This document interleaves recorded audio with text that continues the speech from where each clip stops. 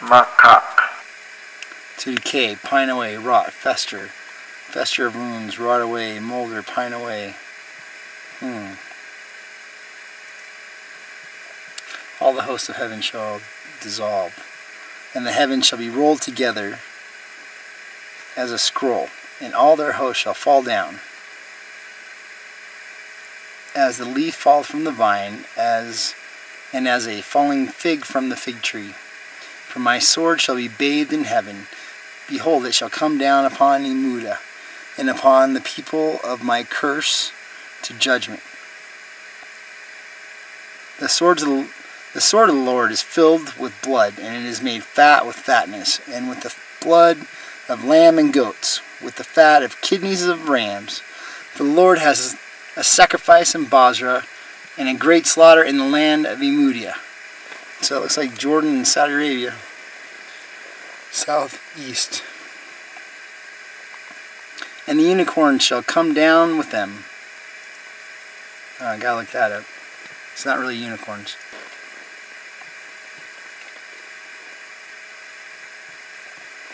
Probably the great aurochs, or wild bulls, which are now extinct.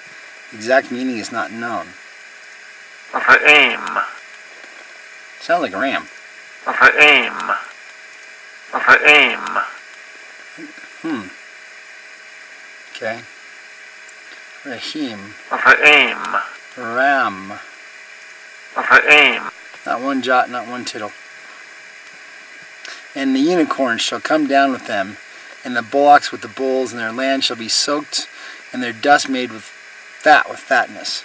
For it is the day of the Lord's vengeance, and the year of recompense for the controversy of Zion.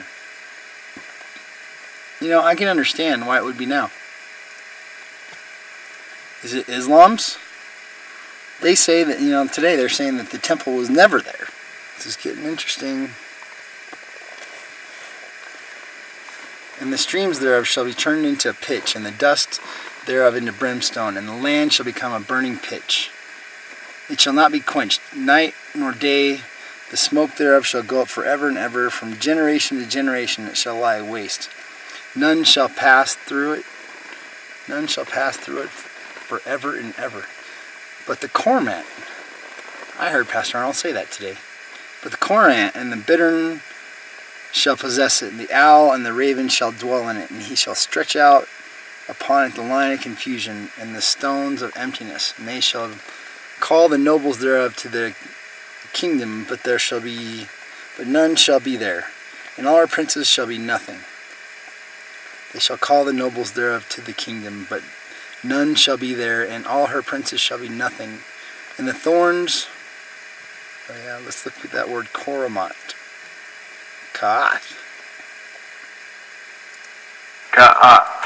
A ceremonially unclean bird, perhaps a pelican or cormorant, an extinct bird.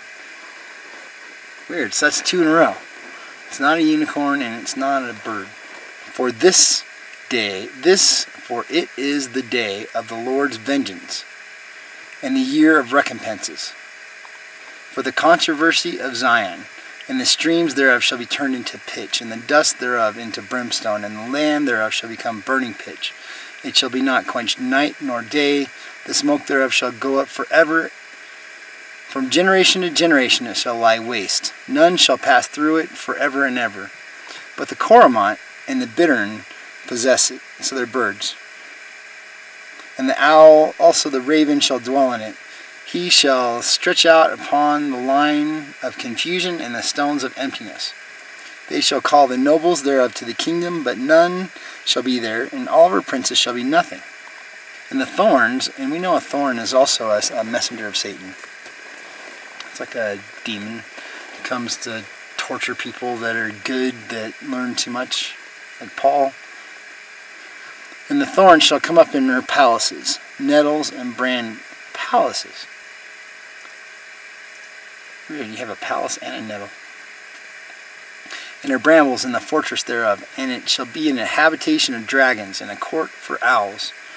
And the wild beasts of the desert shall meet, and the wild beasts of the island, and the satyr shall cry to his fellow, and the screech owl shall also rest there, and find herself a place of rest. Great owl, Molech. Citadel, place, fortress. So a palace is a citadel or a fortress. That's weird. Okay, let's see this. Owls. Dragons.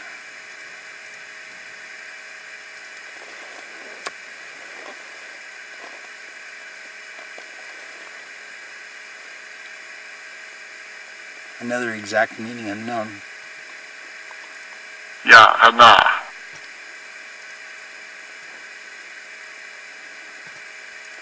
Tanin. Nin. Satyr is like a demon. He-goat. They refer to a demon-possessed goat, like the swine of Gadara. Sarir. There shall the great owl make her nest, lay and hatch, and gather under her shadow. There the vultures shall also be gathered, everyone with her mate.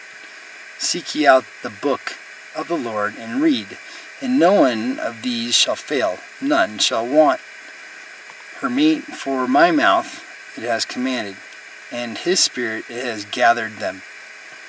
Seek ye out of the book of the Lord, and read, no one of these shall fail, none shall want her mate, for my mouth it hath commanded. Seek ye out of the book of the Lord, and read.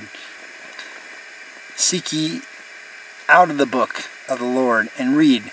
No one of these shall fail, none shall want her mate, for my mouth it hath commanded, and his spirit it hath gathered them. And he hath cast the lot for them, and his hand hath divided it unto them by line.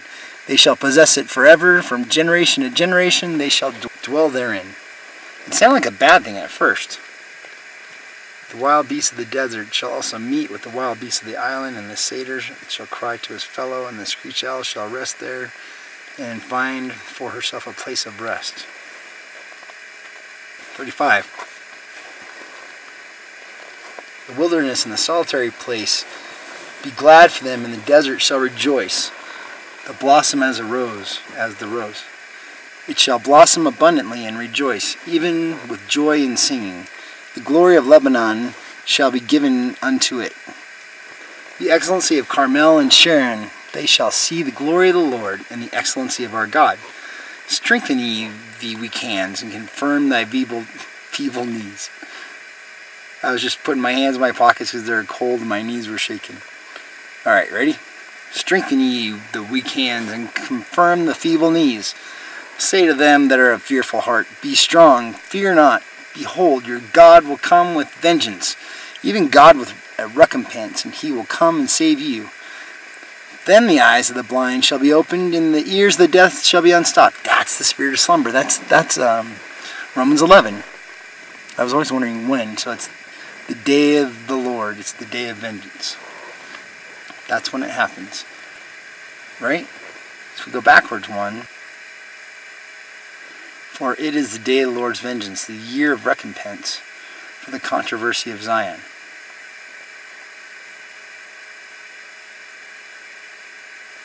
Samson. Okay.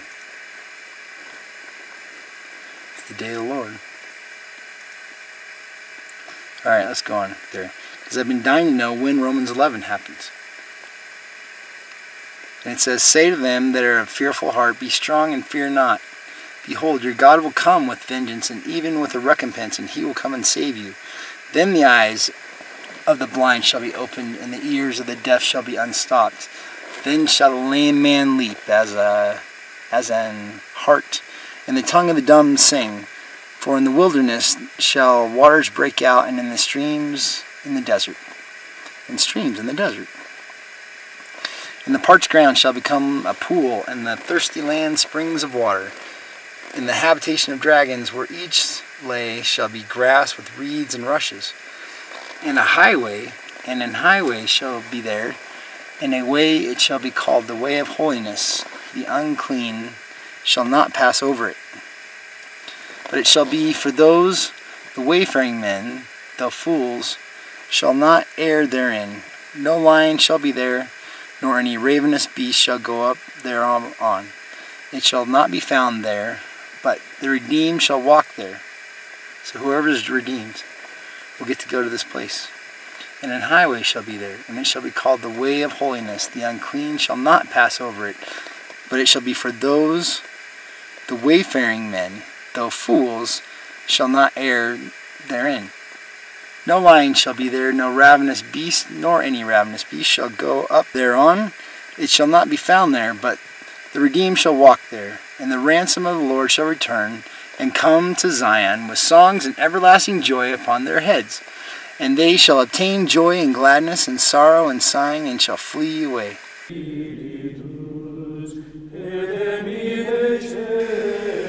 Isaiah 36. Now it come to pass, in the 14th year of King Hezekiah, that Sennacherib king of Assyria came up against the defended cities of Judah and took them. And the king of Assyria sent Rabban from Lachish to Jerusalem unto King Hezekiah with a great army. And he stood by the conduit of the upper pool in the highway of the fuller's field. This always means something. The chief cupbearer, the chief officers. So he sent the chief cupbearer from Lachish, from Invincible, a city lying south of Jerusalem, on the borders of Simeon, which belonged to the Amorites until conquered by Joshua and allotted to Judah. So now what did it say? The cupbearer from Invincible to Jerusalem, King Hezekiah with a great army, and he stood by the conduit of the upper pool in the highway by the fuller's field. Gotta know, what's kabak? To wash. To be washed, perform the wash of a fuller, a washer, by the washer's field. Then came forth unto Eliakim, Hilkiah's son, which was over the house, and Shebna the scribe, and Joah the son, and the recorder. And the chief cupbearer said unto them, Say ye now to Hezekiah, Thus says the great king, the king of Assyria, What confidence is this wherein thou trustest? What confidence is this wherein thou trustest? I say, saith thou, but they are vain words. I have counsel and strength for war. Now on whom dost thou trust that thou rebellest against me? Yahweh. That's who I trust. Lo, thou trustest in the staff of this broken reed on Egypt, whereon if a man lean, it will go into his hand and pierce it. So is the Pharaoh, king of Egypt, to all that trust in him. That sounds familiar, doesn't it? Not supposed to trust Syria, not supposed to trust Egypt, just supposed to trust Yahweh. He's in charge. Say to me, We trust in the Lord our God. It is not he whose high places and whose altars Hezekiah has taken away. No, it's not. Ye shall worship before this altar? So if he took away the high places, that's a good thing, and that's for the wrong God. So those are not Yahweh's high places. And if Hezekiah took them away, that's a good thing. And said to Judah and to Jerusalem, Ye shall worship before this altar. So that guy, the head cupbearer from Syria, is talking smack, basically. Now therefore give pledges, I pray thee, to my master the king of Assyria, and I will give thee 2,000 horses, if thou be able on thy part to set riders upon them. How then wilt thou turn away the face of one captain of the least of my master's servants, and put thy trust on Egypt for chariots and for horsemen? And am I now come up without the Lord against this land to destroy it? The Lord said unto me, Go up against this land and destroy it. Interesting, because the Assyrian does hear from God. So that's a bad thing to hear. Then said Eliakim and Shebna and Joab unto the head cupbearer Rashmach, Speak, I pray thee, unto thy servants in the Syrian language,